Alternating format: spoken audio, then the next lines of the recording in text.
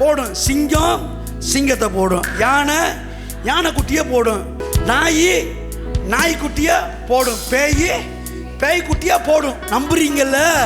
அதே போல தேவனுடைய குட்டியை போட்டிருக்கிறாரு.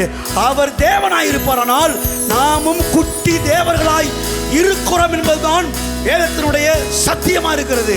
அவர் சொன்னா கள்ளதிகதிசின்றாங்க. நம்ம ஆட்கள் பாவின்னுவாங்க, ரட்சிக்கப்பட்ட பாவின்னுவாங்க, உள்ள வரும்போதே பிரதானமான பாவின்னுவாங்க, உனக்குள்ள அது இருக்கு இது இருக்கு அப்படின்னுவாங்க. நீங்கள் பிசாசினால் உண்டானவர்கள், நீங்கள் உங்களுடைய பிதா பிசாசா இருக்கிறான் அப்படின்லாம் சொல்ல தெரியுது.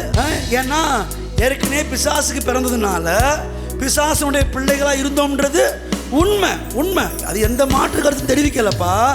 அதே போல அவருடைய நாமத்தின் மேல் விசுவாசம் உள்ளவர்களாய் அவரை ஏற்றுக்கொண்டவர் எத்தனை பேர்கள் அத்தனை பேர்களும் தேவனுடைய பிள்ளைகளாகும்படி அதிகாரம் கொடுத்திருக்கிறாரே.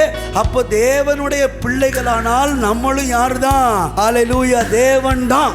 ஆமென். பிசாசுக்கு பிறந்தது பிசாசா இருக்குமானால் தேவனுக்கு பிறந்தது தேவனா தான் இருக்க முடியும். அப்படித்தான் கடவுள் உங்களை பார்க்கிறாரு, என்ன பார்க்கிறாரு. நீங்கள் நானும் தேவர்கள், இயேசு கிறிஸ்துவுக்கு ஒப்பான